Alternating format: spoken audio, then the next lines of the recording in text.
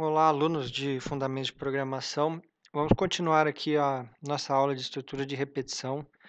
Então, a gente aprendeu um laço de repetição que chama while. Esse laço de repetição, a gente aprendeu desse jeito que está aqui, ó. Eu coloco enquanto a condição for verdadeira, os comandos vão ser executados.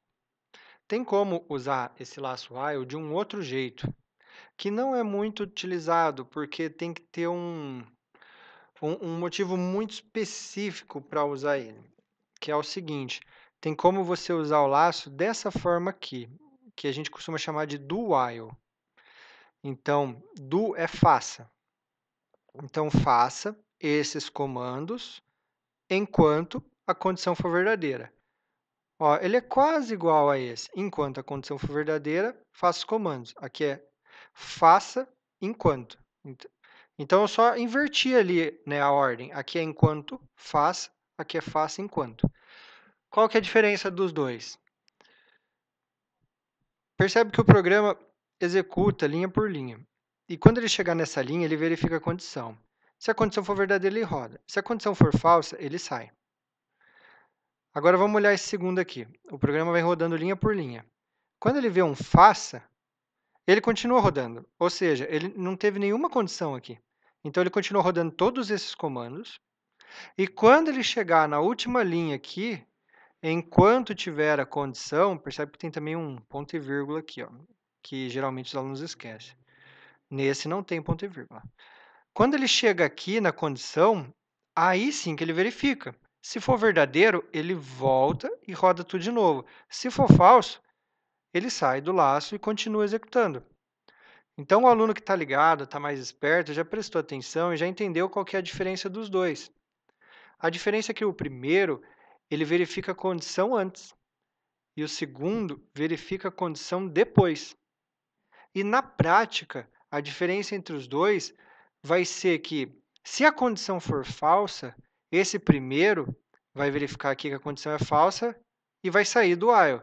Então, ele nunca vai rodar esses comandos aqui. Já nesse segundo, se a condição for falsa, ele vai rodar todos os comandos, e aí vai verificar que a condição é falsa e vai sair. Então, esse segundo aqui, na prática, é um laço de repetição que roda no mínimo uma vez, enquanto o primeiro é um que roda no mínimo zero. Essa é a diferença entre os dois. É muito, muito específico, situação que você quer que rode no mínimo uma vez. É muito específico. Geralmente, a gente não usa o do while, só se precisar, né? Então, a gente costuma usar o while, porque geralmente a gente realmente quer que já verifique no começo a condição e, se for falsa, não rode nenhuma vez. Essa é a diferença entre os dois, está explicado aqui.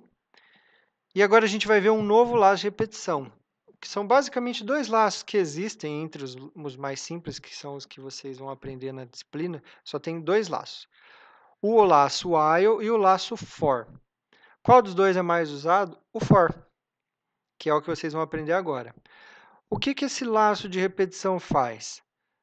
Faz a mesma coisa que qualquer laço faz, né? Você vai definir uma condição e ele vai ficar executando os comandos dentro do bloco, ó, dentro das chaves, enquanto a condição for verdadeira.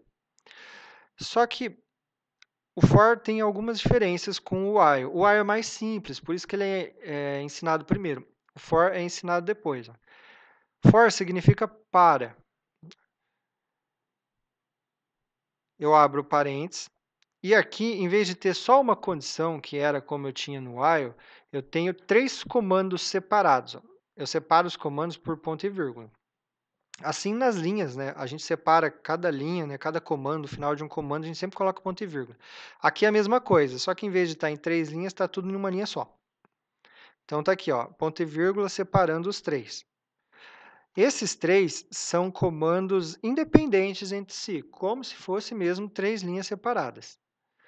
O for, ele é uma forma mais compacta de se escrever um laço.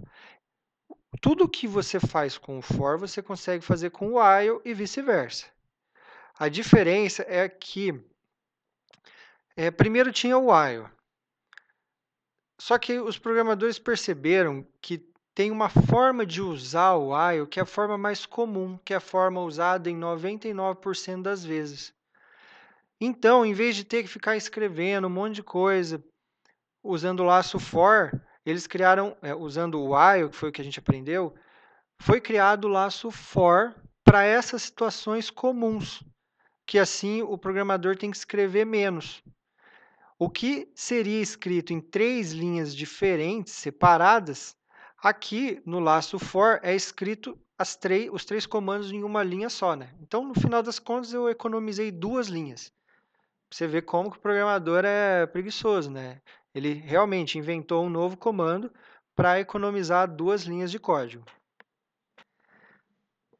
O for, então, tem aqui em primeiro a inicialização, né, que a gente chama, ou iniciação, se você achar que essa palavra não existe. O que que faz? Aqui você pode criar variáveis, ou você pode criar uma variável antes e aqui só definir o valor da variável. Eu só tenho que confirmar que, dependendo da versão do C, não tem como criar aqui a variável. Você tem que criar antes e só definir o valor aqui. Mas depende da versão. Se for uma versão mais nova, você já cria aqui mesmo a sua variável. Você cria uma variável, por quê? Porque todo for precisa de uma variável, ou seja, o contador, né, do laço. Então, é aqui que você cria ele. Ponto e vírgula. Aqui você coloca a condição, do mesmo jeito que vocês aprenderam, no if, no while, a condição que provavelmente vai usar é a variável que você criou aqui, né? Que é a variável contadora. Ponto e vírgula. A última coisa que você precisa é atualizar o valor do seu contador. Então, lembra que eu deixava lá no final, a última coisa que eu ia fazer no laço era atualizar a variável do contador. Por quê? Porque depois ele ia voltar para a primeira linha do while e ia verificar a condição. Então, é exatamente isso que está sendo feito aqui. Aqui tem uma atualização da variável do contador. Essa atualização, na verdade, ela é a última coisa que o laço roda. A ordem que são executadas as informações, que é executada essa linha, é o seguinte. O programa está rodando, linha por linha. Ele chega aqui no laço de repetição. A primeira coisa que ele faz é iniciar a variável, colocar o valor inicial para ela. Depois, ele verifica a condição, porque se for falsa a condição, já sai do laço. Mas se a condição for verdadeira, o que ele faz? Ele entra no laço. Então, ele não roda a atualização.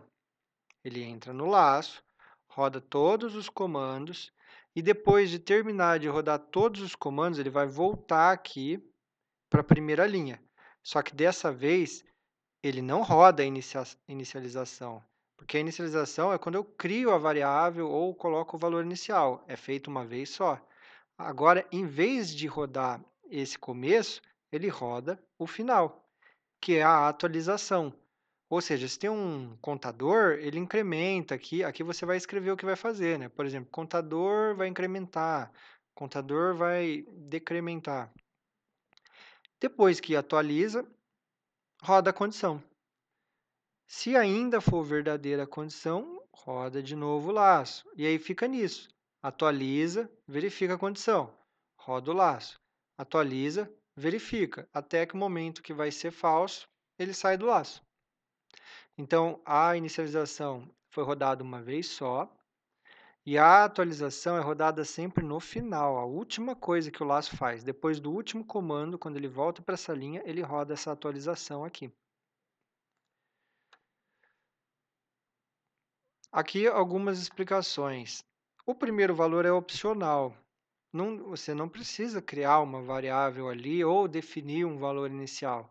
Por quê? Porque pode ser que você já tenha no programa alguma variável que você vai usar como contador. Então, esse primeiro valor é opcional. O último valor também é opcional de atualização. Por quê? Porque você pode atualizar essa variável no lugar onde você quiser. Não precisa ser ali. Vamos supor que você precise atualizar ela lá no meio dos comandos, por algum motivo. Você pode, ela é uma variável como qualquer outra, você pode fazer qualquer conta com ela, atualizar ela onde você quiser. Mas se for uma variável que é usada só para controlar quantas vezes o laço vai rodar, fica mais fácil você atualizar aqui mesmo. Então, ela é opcional. Ó, e aqui não pode declarar uma variável aqui. A única coisa que é obrigatória é a condição, né? Que nem no laço while. É obrigatória a condição para eu saber se rodo ou não rodo o laço. Aqui tem um exemplo bem simples. Eu criei um laço, criei uma variável x igual a 1. Então, aqui criei essa variável.